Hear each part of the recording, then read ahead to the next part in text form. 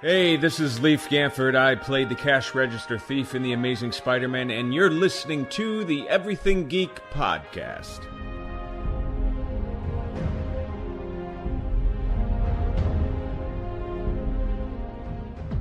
Hey, this is Rich McDonald, and I play Commander David Mason on Call of Duty Black Ops 2. And you're listening to Everything Geek podcast.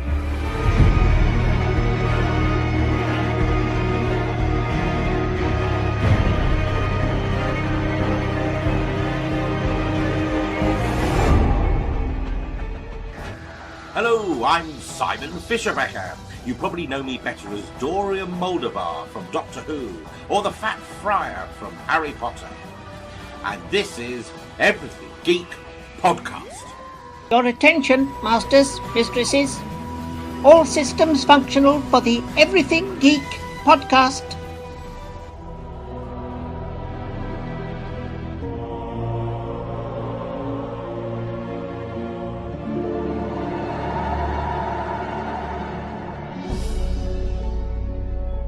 Hey, it's James Arnold Taylor, the voice of Obi-Wan Kenobi and Master Plo in Star Wars The Clone Wars, and you're listening to Everything Geek, the podcast.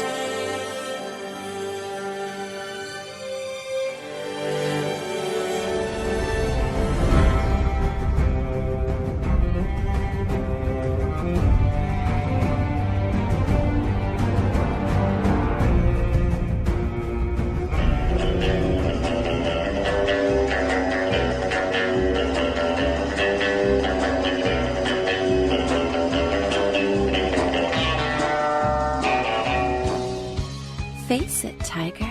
You just hit the jackpot with the Everything Geek podcast.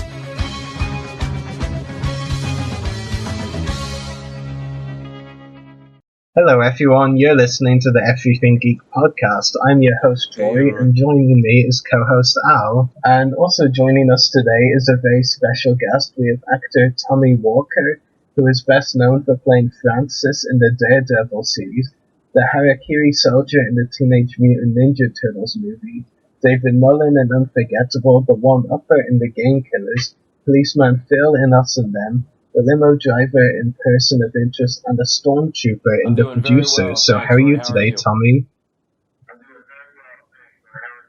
I'm very well, thank you. It's a pleasure to have you join us on the podcast today.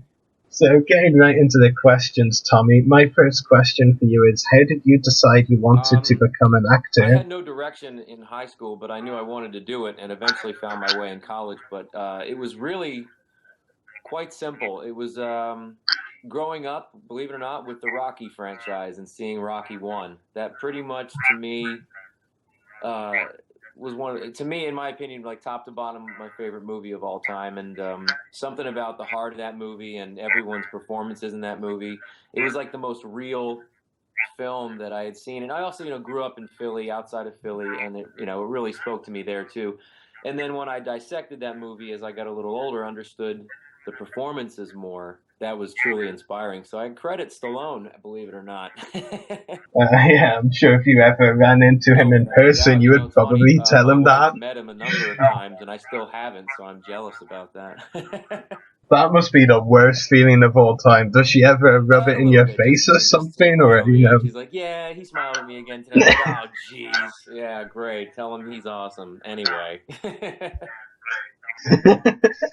Yeah, that must be really painful sometimes. I'm very lucky to meet and work with a lot of great people in the business already, and he's still on my bucket list, I guess. But another movie is Serpico. Al Pacino and Serpico in 1973 was another one that really got me really juiced up to try and become an actor. That one was so real and so powerful. That was another one that really stands out in my mind. I just watched movies a lot as a kid, and I grew up watching them, just like almost overanalyzing them.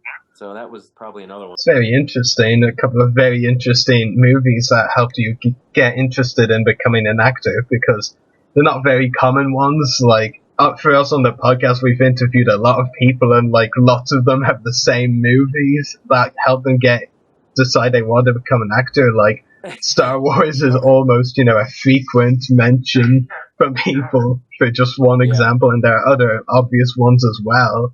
Like, that is interesting. Two very interesting movies that helped you decide you wanted to become an actor, so thank you for that. Moving on to my second question, how were you cast as Francis in the Daredevil series? I could go on and on and on about that show and what a dream come true that gig has become. But I went in last summer for a different part, a smaller part, and it didn't work out, but casting, I think, had their eye on me, and they brought me back in a couple months later.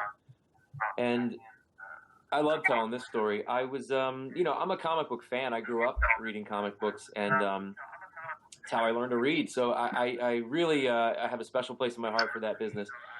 And I went to the New York Comic Con in New York City last year, and I had auditioned for Francis, but I a couple days had gone by, and it was a Friday, and I knew the Daredevil cast was coming, at least the main cast was coming to Comic-Con the next day. So I went on Friday. It was the only day I had free to go, and I just went as a fan, and I just went and shopped around and checked stuff out. And the whole day was kind of on my mind, wondering, something was on my mind a little bit more so for some reason about this job. I just felt like, something's going on, but I couldn't quite pinpoint it in my gut. And I kept thinking about the next day. I was like, wow, it'd be really cool to see that cast, when they're all doing that, possibly being cast as Francis. And I went there, saw that, and I went home and I put a bag of merchandise on the desk, and no sooner did I put that bag down, a minute later, my agent called and told me that I was cast as Francis. So believe me, it was a very surreal day because, I'm a fan and checking stuff out, always interested in what's going on with the MCU and everything, and then all of a sudden you find out. Yeah, definitely. I mean, it's very interesting as well how you said you were initially going for a smaller role and ended up with Francis, a featured supporting character in 4 episodes. It's pretty impressive. I mean, I can only imagine if you did get that smaller part, you might not have, you might not have ended up as fortunate if you got that really smaller role that you mentioned, Yeah. I can't say what it was because I can tell you right now it would have been 1 episode, and that person would have been. So you definitely lucked out in some regard then. Oh yeah, I'll say for sure. Everything attached to this particular job, and it's just very interesting as well. With the whole Comic-Con experience and the fact that afterwards, you've been thinking so much about Daredevil, and then you got cast. It was almost like it was meant to happen in some way.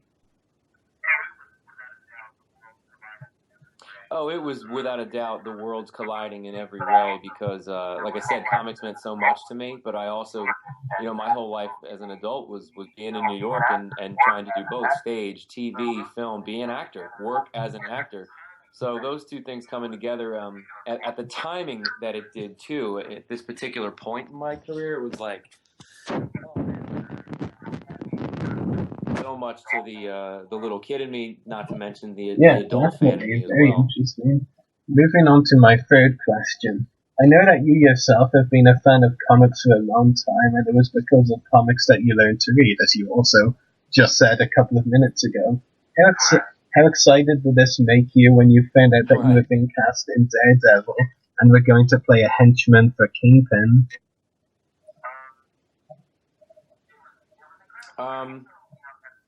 It was incredible. I also, at first I had thought that I didn't know that I was kind of finishing out the season as well. That wasn't all confirmed at the time. I knew I was appearing. I didn't know how much. So just to know that I was going to go and work on the show at all, for me, it's the little things. I mean, that was enough. But, it kind of sounds a little bit generic sometimes because I've done some interviews where people have asked, were you a Daredevil fan? But I can wholeheartedly say yes. I already was. I already read that book quite a bit growing up as a kid.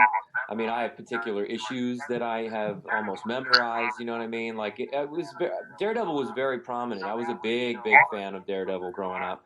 So that was, all those things go through your mind when you get this information that you got to go work.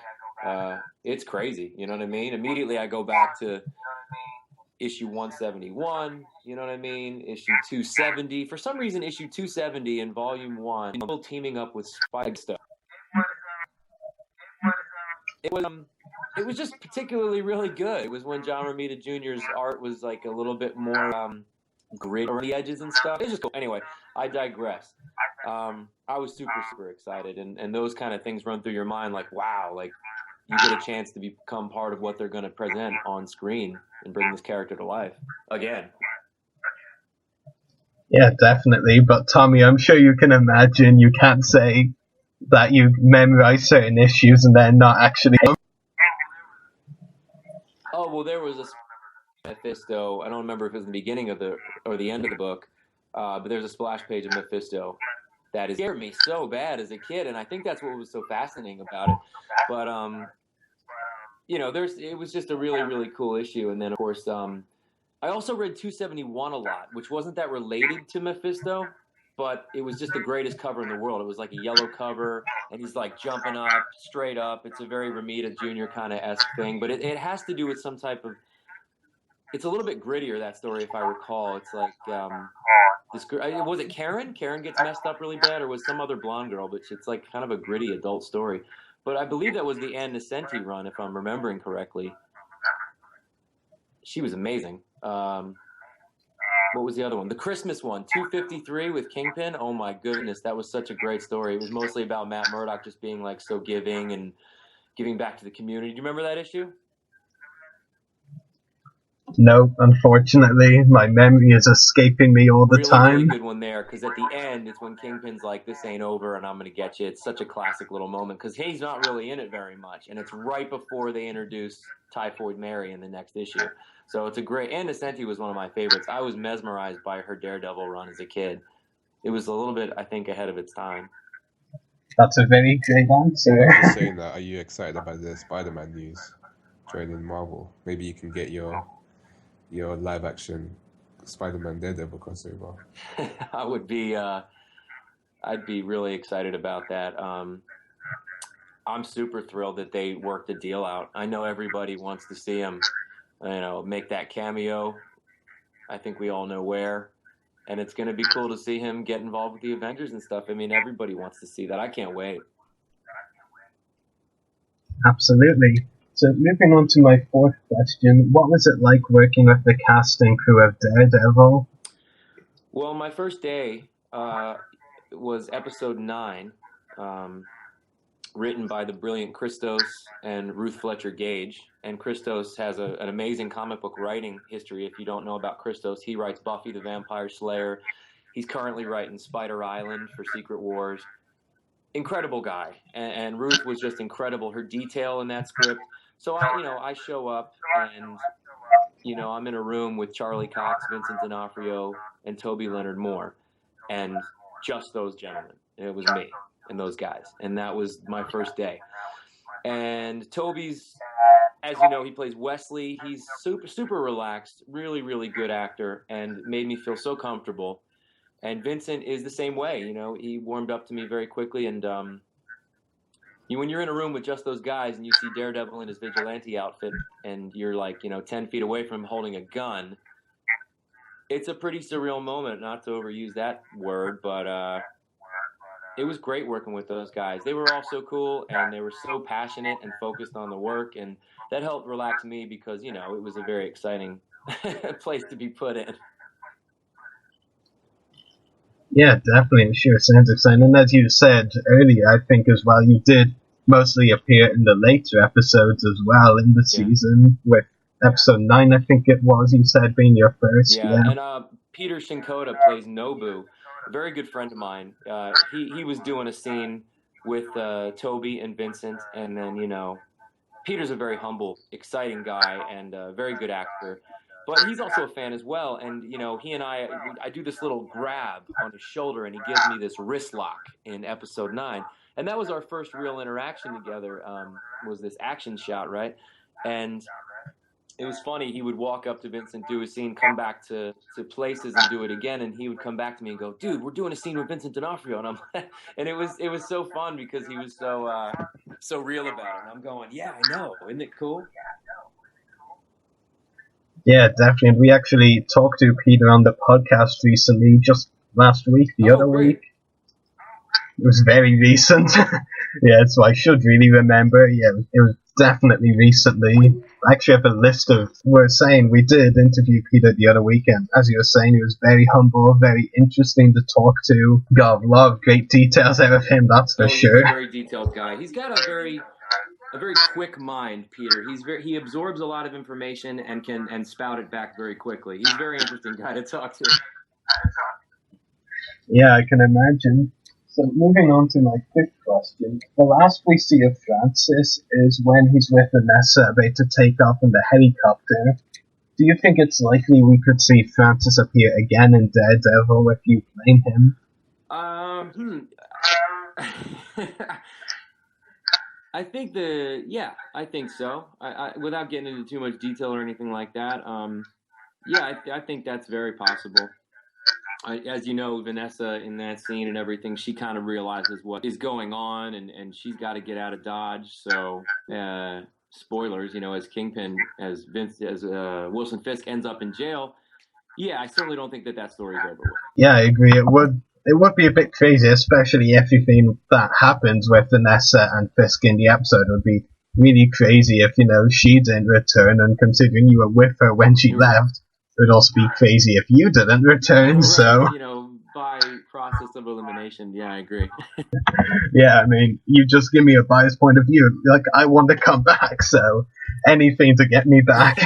Would I? Sure, of course, absolutely. Very interesting. So moving on to my last question for you, Tommy. Do you have any upcoming acting roles or any other projects you would like to talk about?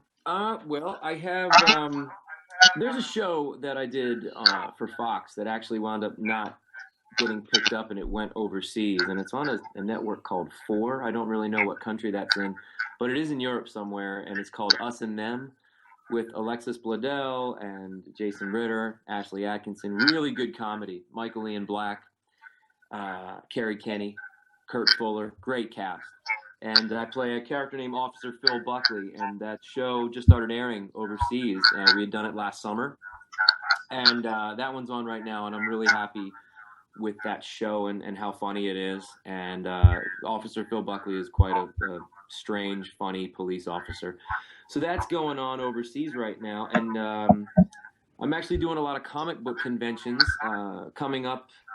Next week, I'm going to be in London with Peter Shinkoda himself at the London Film and Comic Con. We're doing some appearances there.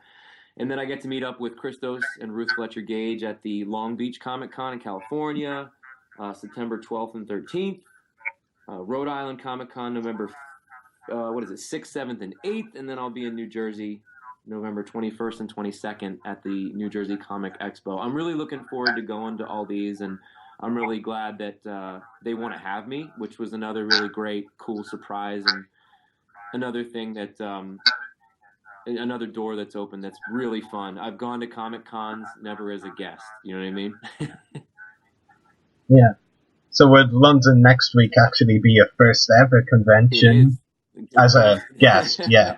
July 17th through the 19th. Yeah, and I'm really glad my buddy Peter, is coming with me, because he's done a few of those, having been in Fallen Skies and other really cool shows like that. So he told me, look out, buddy, it's going to be massive, and I believe him. It is. I was there last year. It was insane. Really? Not necessarily always in the good way, but it was pretty crazy. Yeah. I did for the most part. I mean, it was Stan Lee's last ever European appearance, so that made it crazy, and, well, not the good crazy, I mean, imagine. Wow. Yeah, it was pretty, huge. I mean, it was so big, they literally had to split the event into 2 buildings, or halls. Right? They pretty much gave Stan Lee his own building, if I remember correctly. Oh, no, wait, that's not true. They had one with, most of the...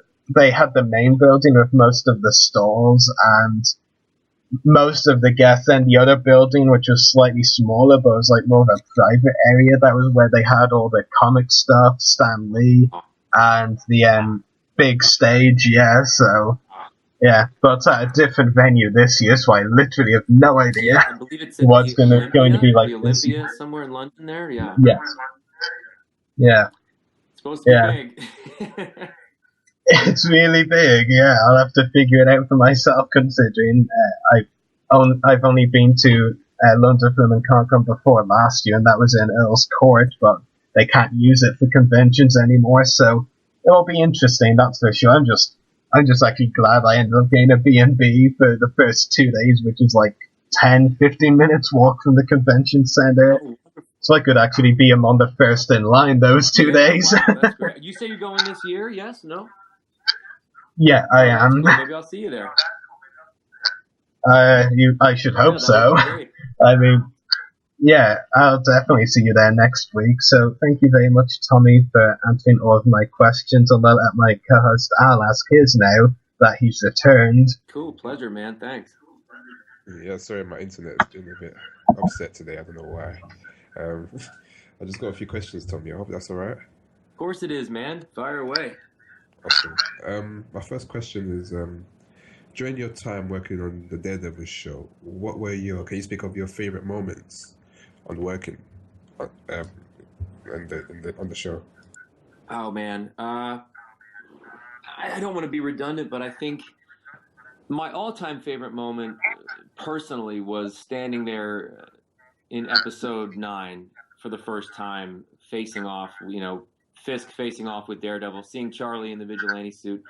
Like I said that earlier, but I mean, it really truly was my favorite moment because it was the first day, and it was so special and so strange to me, But another favorite moment was actually getting my face punched in by Vincent D'Onofrio in episode 12, when we find Wesley, of course, deceased, and Fisk retaliates to me because I'm the closest one, and I also let him leave. That was amazing because, as you know, the stunt team, how talented they are, we kept mixing and matching those shots where it was us and the stunt team and finding the best combination. But Vincent, has me by my shirt, and I'm on my knees, and he's just, Vincent's a tall dude, he's a big man. And he's just this monster over me. I'm on my knees all bloodied up, and he's looking at me smiling. I'm like, yep, here we go again, take 3. Yeah, I'm sure I think that he's a perfect choice for Wilson Fisk, don't you think? Oh, without a doubt, I agree. He was mesmerizing to watch, and I mean, as you saw in the show, like the only time I'm really in the show was with him, and that was a true gift because I already knew who he was, of course, and saw a lot of his work. Full Metal Jacket, Men in Black, The Cell, which is an underrated performance. He's unbelievable in that movie. He is one of the greatest guys. He is so chill and so fun, but his process is really, really powerful. He's a very intense dude, and I learned a lot. So, yeah, he's a great choice for Fisk. He embodied that wonderfully. That's awesome. Yeah, speaking of process, I mean, can you tell us of how you get into character of Francis? Can you tell us a bit about him?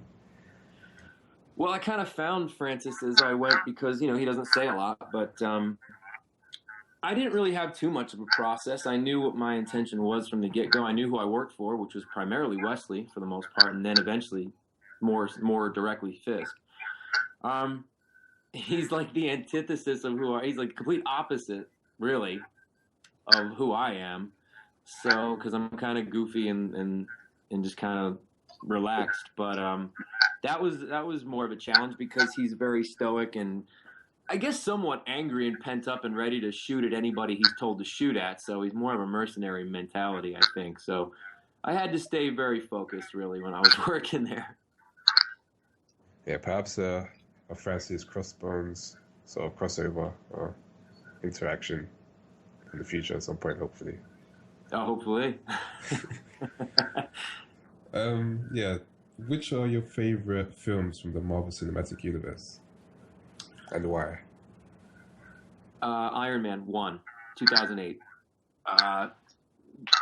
That, opened the door, obviously. Marvel Studios' first attempt. Everything was on the line. And they succeeded massively. They took what was a C-list character at the time and made him A-list. I have nothing but respect for the approach of that movie. It was done really, really well. Favreau nailed it. Downey was amazing. And to this day, that one's my favorite without a doubt. I love Avengers 1. I mean, I don't think there's anything about, you can't really say anything else about that one except it's like the first time the gang gets together. There's just something truly special about that. You know what I mean? And what they're doing now, which I love, is that Guardians opened the door for even more kind of comedy, along with, you know what I mean, a little bit more of a different tone. And that's why I hope Ant-Man takes on that tone. I think it kind of has to. And they're just getting smarter and better and more powerful as they go. But Iron Man for sure is my fave. Avengers would be up there. I like a lot of the sequels, though, too. I mean, I'm easy to please with the Marvel movies. I think they do a great job. Yeah, I think also that the fact that you're a huge comic fan is quite telling, because we all know that Kevin Feige is a huge comic fan as well. So, you know, it feels like they're catering for us, which is good. Oh, without a doubt. And I think that's one of the first... I don't know a studio who does that better, basically. I think that they have this magical way of taking a lot of great roots and bones of great story, and they get the right people involved to kind of chaperone this material and then make it kind of widespread and worldwide, but also hit the fans in the heart. And I think that it's a very tough job. It's a very difficult task that Feige has. So I tip my hat to him because I think he's doing a great job. That is. And yeah, you also done a fantastic job on the show. Oh, thanks, man. I appreciate it. Yeah, so that's all my questions. Let's pass you back to Ruari. Okay. I'm back. Who missed me? Thanks, I think. Well, I wasn't gone for that long, actually, like 5 or 6 minutes. Oh, yeah, I did have a nice water break while I, wasn't talking, so that was nice. Yeah. So that's all of our questions to you today, Tommy. I believe it's been a pleasure talking to you on the podcast. I had a great time doing this. Thanks, man. Anytime I get a chance to talk to anybody about the show or comics, stuff like that, this is right up my alley, so thanks. You're very welcome, and hopefully we can talk to you again at some point. I'd love to. Just let me know. I'll see you next week, right? Yeah, you will. I'm looking forward to seeing you at London Film and Comic Con as well. So I'll talk to you soon and see you at London Film and Comic Con then. So I'll talk to you again soon then. Brian, thanks again for joining us. Pleasure. Thank you. Take care, Tommy. Thank you. Appreciate it. Right. That was a great interview, wouldn't you agree? Yeah, he's a really cool guy, really chill. Yeah, it was really good to have him on the show. Yeah, definitely. So are you ready to wrap up? Yes, I am. Okay. So time to wrap up today's show. That was our interview with actor Tommy Walker. I hope you enjoyed listening to him. Make sure to check out our podcast links. Check out our Facebook page, www.facebook.com/everythinggeekpodcast. Check out our YouTube channel, www.youtube.com/user/everythinggeekcast. Check us out on Twitter, twitter.com/everythinggeekp. Check us out on Instagram, instagram.com/official@everythinggeekpodcast. Check out our Mixcloud profile, www.mixcloud.com/everythinggeekpodcast. Email us at the below email, everythinggeekpodcast@gmail.com. Check out our companion podcast, Everything Geek Comic Cast, www.facebook.com/everythinggeekcomiccast. Make sure to check out the hosts' YouTube channels. Mine is www.youtube.com/user/separatistdestroyers. Check out Al's Twitter, twitter.com/Shika1Dude.